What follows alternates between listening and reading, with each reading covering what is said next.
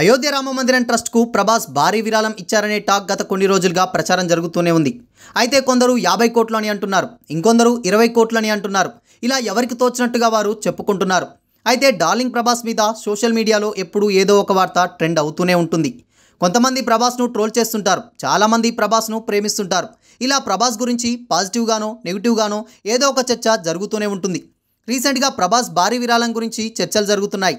అయోధ్య రామ మందిరం ట్రస్ట్కు భారీ విరాళం ఇచ్చాడనే వార్తలు సోషల్ మీడియాలో చక్కర్లు కొడుతున్నాయి. కొందరేమో 20 కోట్లు ఇచ్చారని చెబుతున్నారు, మరికొందరేమో 50 కోట్లు అని చెబుతున్నారు. ఇలా ప్రభాస్ భారీ విరాళం మీద మాత్రం చర్చలు జరుగుతూనే ఉన్నాయి. 20 కోట్ల విరాళం అంటూ వేసిన ట్వీట్ కింద నెటిజన్లు భిన్న రకాలుగా స్పందిస్తున్నారు.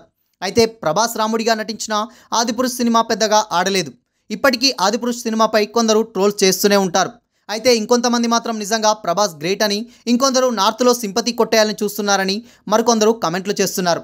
ఇక 50 కోట్ల విరాళం ఇచ్చాడు ఓ వ్యక్తి వివరిస్తుండడం, రామమందిరం ప్రారంభోత్సవం నాడు అక్కడికి వచ్చిన వారందరికీ అన్నదానం చేయడం, దాదాపు 300 స్థలాల్లో భోజనాలు ఏర్పాటు చేస్తున్నాడట.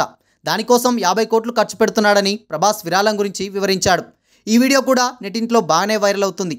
ఇలా ప్రభాస్ విరాళం గురించి ఎవరికి వచ్చింది వారు రాసుకుంటూ చెప్తూ ప్రచారం చేసుకుంటున్నారు. మరి దీంట్లో ఎంతవరకు నిజం ఉందన్నది ప్రభాస్కు మాత్రమే తెలియాలి. ఇలాంటి వార్తలు రూమర్ల మీద ప్రభాస్ ఎప్పుడూ స్పందించలేదు. అయితే ప్రభాస్ ఇచ్చిన విరాళం గురించి మరి ప్రభాస్ టీం అయినా ఈ వార్తలపై ఓ క్లారిటీ ఇస్తుందా లేదా అన్నది వెయిట్ చూడాల్సిందే.